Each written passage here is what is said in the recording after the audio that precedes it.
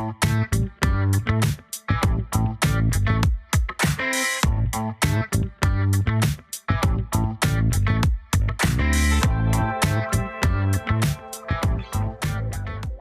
to Running on Ice, the coolest community in freight. I'm your host, Sydney Edwards, bringing you the latest tech updates, warehouse news, everything happening in the cold chain world. Now, if you know Running on Ice, the show and podcast, then you know Running on Ice, my newsletter. I write it every Wednesday and Friday, covering much of the same things we talk about here on the show. And so, before we get into our guest for the day, let's get into some headlines.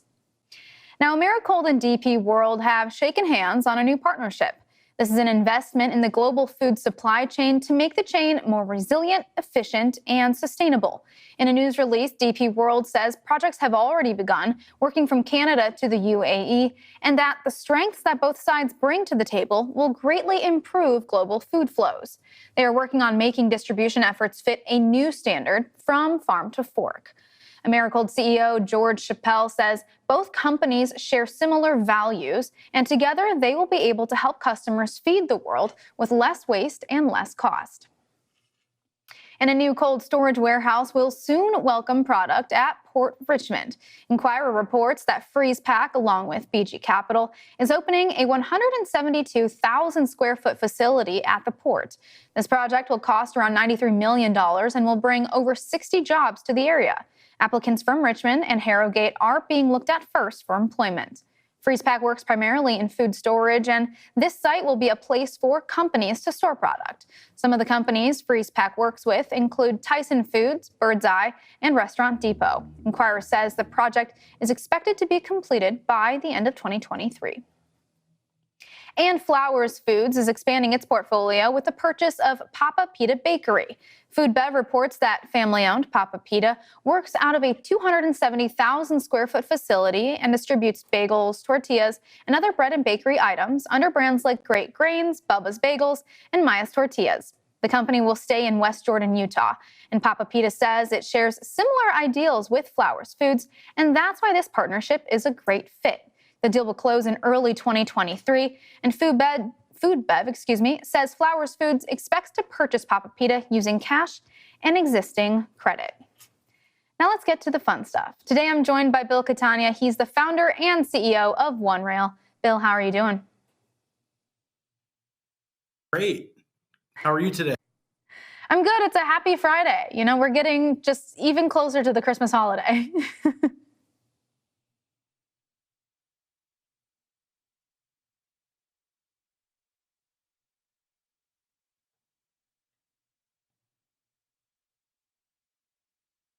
Bill, I think you might have muted yourself during that. Oh, how about that? There we go.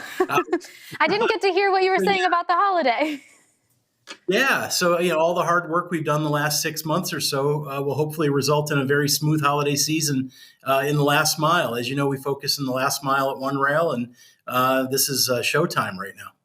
So let's talk a little bit more about that. Maybe you founded OneRail, so what were you seeing a need for, and how did you make that possible? Well, yeah, I started OneRail as an unhappy customer. I went to a retail store that was a home improvement center to buy a refrigerator. My journey in logistics started there and supply chain, and they told me it would take 10 days to get the refrigerator. So I instantly started to try to find solutions that were kind of like Uber for delivery, Uber for moving. Couldn't really find anything where I was.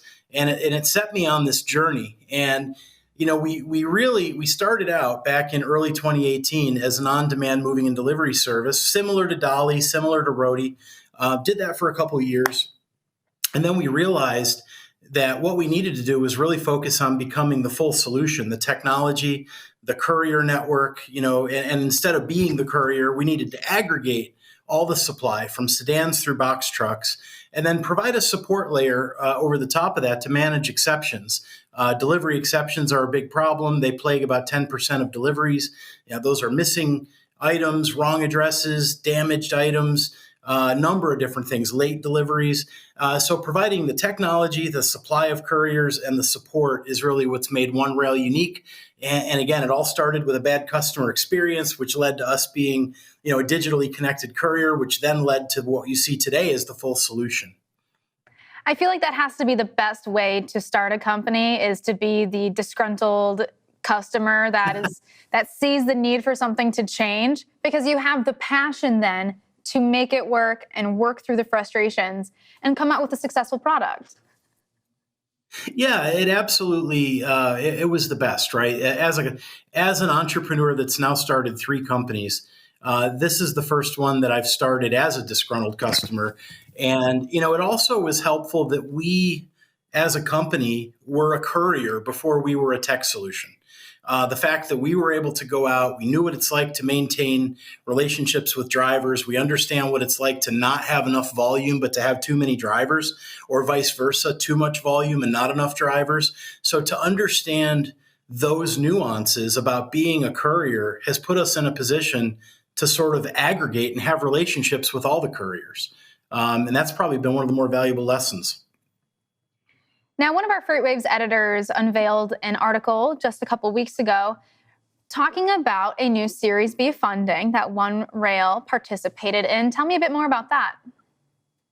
Yeah, and we broke it right on FreightWaves. That's where the news broke. OneRail, when we decided to stop being a courier and to start being what you now see as OneRail, that's when we started to move forward towards institutional, funding, VC funding, if you will. We started out by raising, some angel capital, and that was very helpful to getting us started. But it was February of 2020 that we raised our first round of seed financing. That was followed by kind of a secondary tranche of seed financing later in 2020 because COVID hit. And we saw behaviors change. E-commerce went through the roof. Stores, the only way you can buy from a store was through delivery for a couple months, if you remember. So we had customers like Menards Home Improvement, where we saw a couple 1,000% increase in volume, which made it so we had to raise more capital to fuel the growth. And then that didn't stop. As we got into 2021, we had some big customers like Advance Auto Parts and Tractor Supply Company that came online with thousands of stores that we launched. And we raised a Series A last August. And as we went forward from into 2022, we've launched over 7,000 new stores this year alone. And that led to the growth with our Series B round. So to date, we've raised around $54 million, in a period of 2.5 years. We've done it in the the pre-COVID economy, as we raised our first round, 1 or 2 weeks before the COVID lockdown.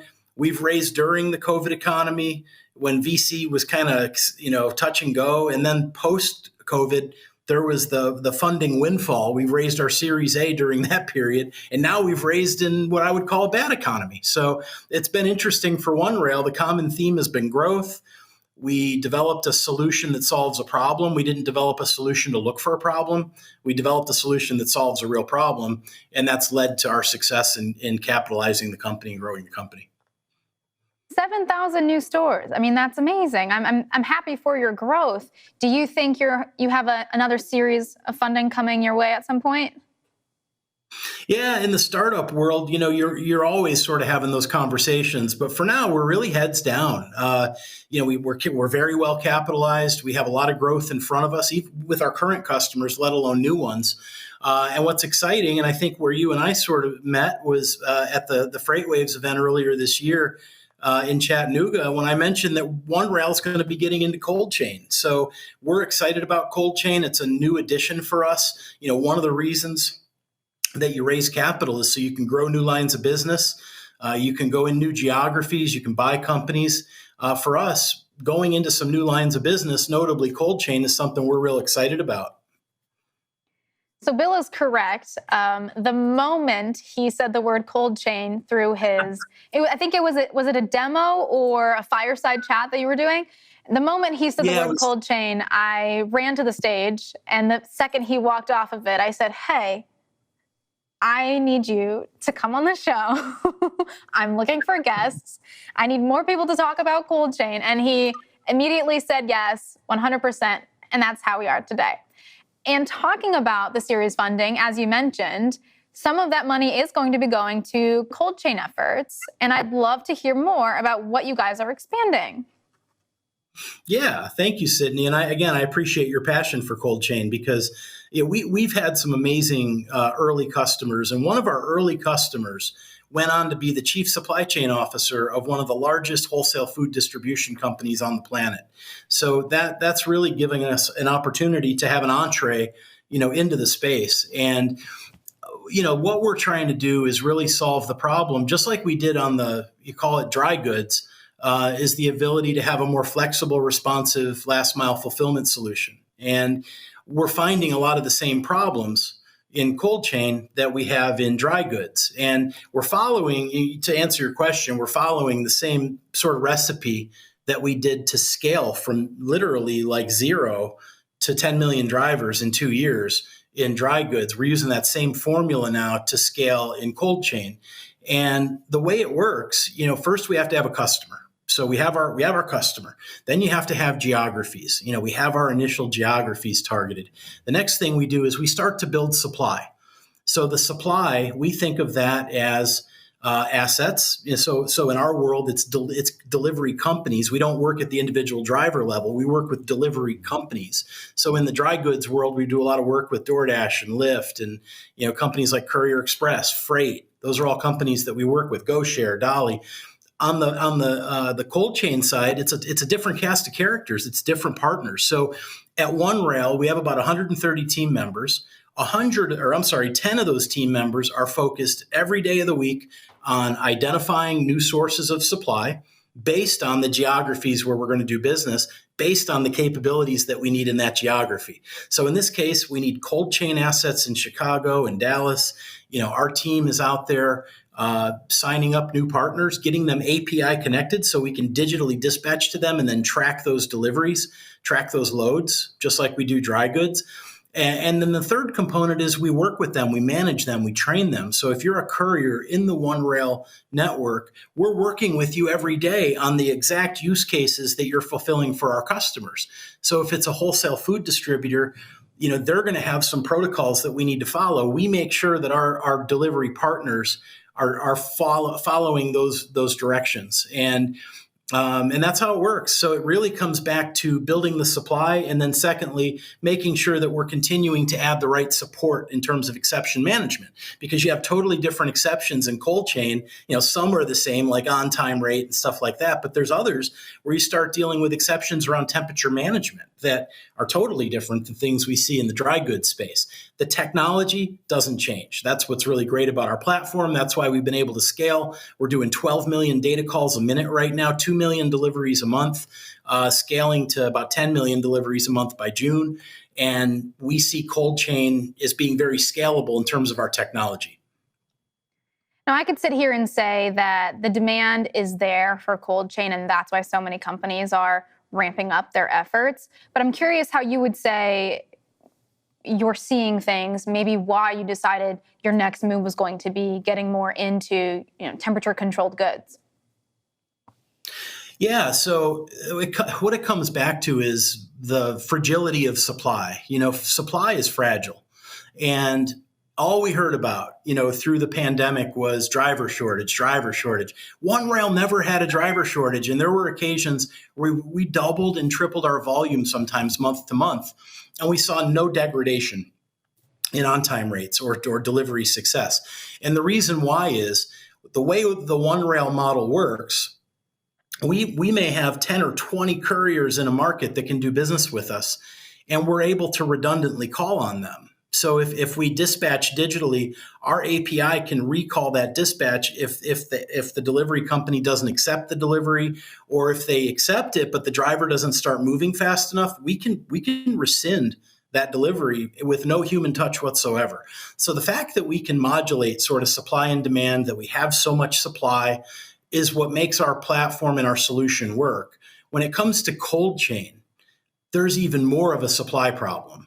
And you start getting, because there's less assets that have the capabilities that are required to fulfill the customer promise. The limiting factor is temperature. If you're delivering ice cream, there's specific SLAs around chamber temperature in the vehicle that are very different than what you'd even see in refrigerated. So we look at that as a limiting factor, which then we look at as an opportunity for us to provide competitive advantage by procuring as many assets as we can in a given geography. Stopping there for a second, what we're doing, Brian Strait wrote a great article at FreightWaves about what we're doing in the first quarter that really is the strategy behind our cold chain, and that's internal fleet sharing. So if you take a fleet that may have 1,000 vehicles and they're all refrigerated, let's say it's a retailer, and maybe there's a wholesale product distributor that has a need for even more trucks, but they don't have access to those trucks. What we're doing is we're making it possible for companies that own their own trucks that are not commercially serving like a carrier. Again, it's a wholesale product distributor, it's a retailer, it's a product manufacturer, to put their assets in the OneRail platform and then share those assets with other companies that fit the profile of who they want to work with. So that way they're not serving competitors. They're not products that would not be food safe. So that's what our platform does, is it weeds through all that. So unlocking new supply in the cold chain happens with what we call fleet sharing or interoperability between fleets. I'm so glad you brought this up, because it was going to be my next topic to touch on, because I think it's so interesting. It's almost just a way for folks in the industry to share, for one, build more rapport and networking, but also make money while they're doing it, because if a truck is sitting alone, it's of no use, right? And especially when it comes to refrigerator units, like you mentioned, that's what matters, and that is what is on short supply in moving trucks. So I'm just like, why hasn't somebody else maybe thought of this, or what has been the hassle of starting something like this? Yeah, it's a great question. I ask myself whenever I start a startup, why hasn't somebody? Because I'm certainly not the smartest guy in the room. So somebody else certainly could have thought of it.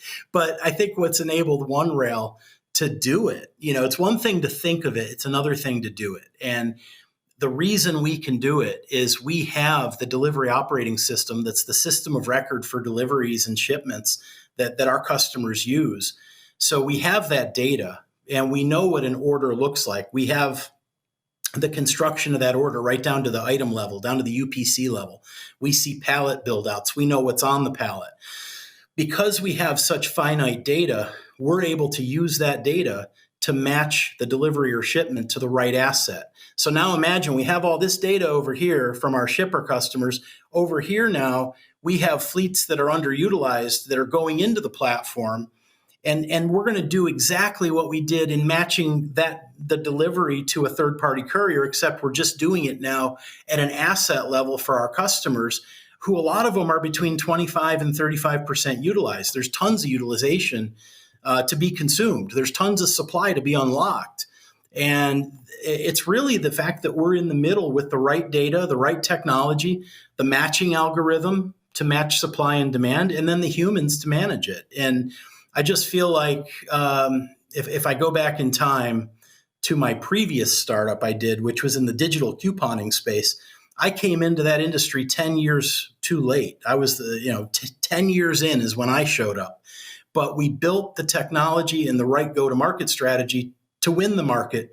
And today that solution does 70% of the volume. I feel like OneRail's been a real similar journey. Last mile's been going on since the milkman. Last mile cold chain's been going on since the milkman. So all we've done is come in and say, hey, there's a better way to stitch together the technology, the supply, the people, to provide a completely seamless end-to-end solution that nobody's seen before. We could have had the coolest milk trucks, like driving up and down everyone's street. Like that's all you have me thinking about now, is how cool a little refrigerated Sprinter van even would have been in everybody's neighborhood.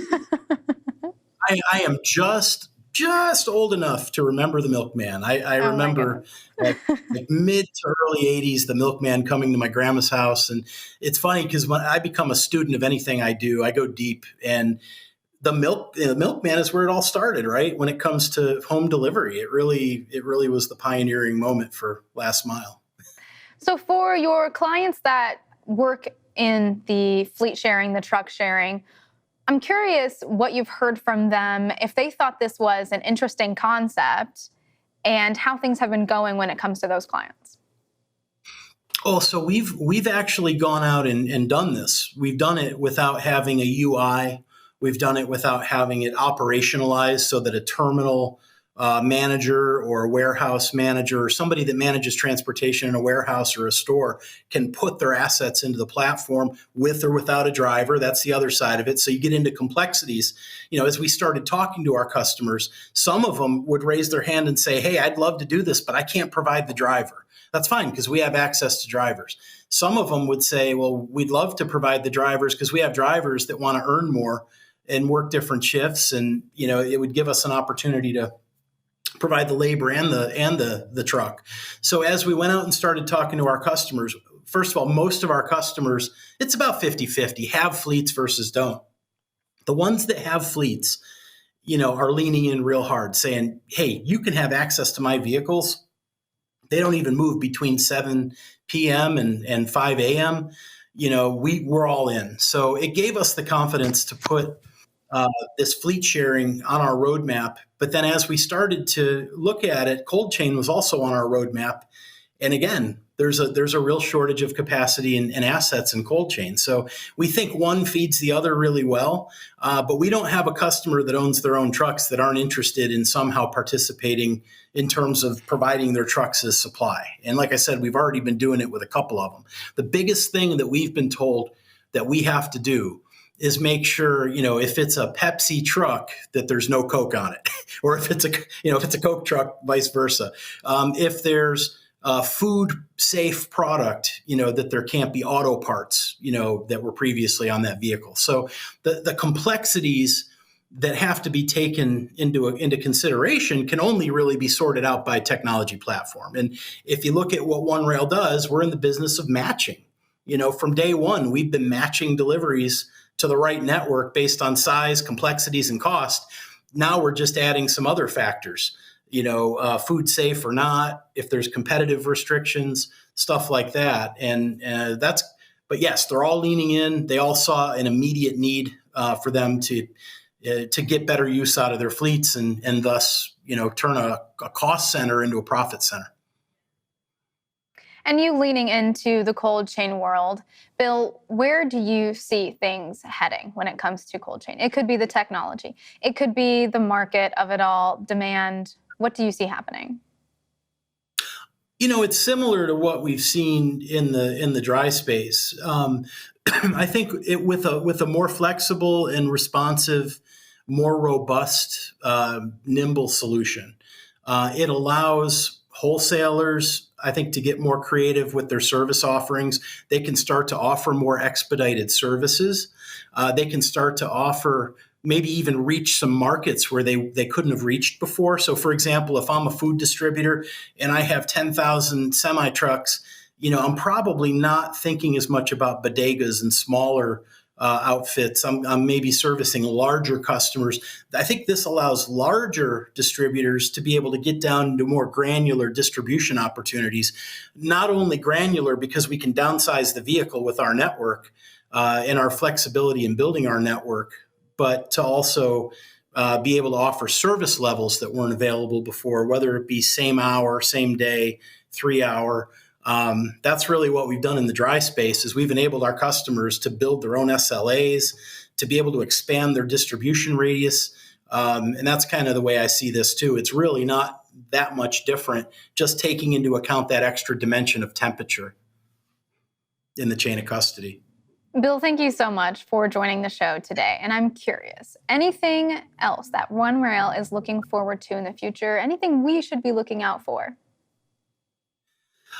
Well, we're pretty excited about this post B Series B world because we have a lot of opportunities in front of us. The biggest thing we have to do is be really careful about the shots we take. We've talked a lot about cold chain. Another thing we're doing is we're getting ready to launch our Shopify integration into the market, which lets a one-store operator have access to OneRail. And that's pretty exciting. I mean, our customers are mostly Fortune 500 customers that are doing hundreds of thousands, if not millions of deliveries a year. But now to be able to make, our 10,000 drivers available to a one-store operator in Des Moines, Iowa, or Boise, Idaho, with the flip of a switch, that's something that hasn't happened before. And for us, we're excited about the scale it's going to drive. And we're also excited how we can provide small merchants with the ability to leverage a big network, a big enterprise network. Bill Catania, CEO and founder of OneRail, thank you so much for joining. I'll be excited to see how the cold chain expands under your helm. Thank you, Sydney. I appreciate it. Happy holidays. Happy holidays. Thank you. Now, for anybody looking to see this interview once more, you can find it in my newsletter. I'll be posting it there, adding a link there. You can also check it out at freightwaves.com. And don't forget, I do have my newsletter coming out tonight at 7 p.m. We're going to get over some of these headlines. We're going to talk more about what Bill had to say today. So stay tuned. Next week, I will actually have KLLM Transportation with me.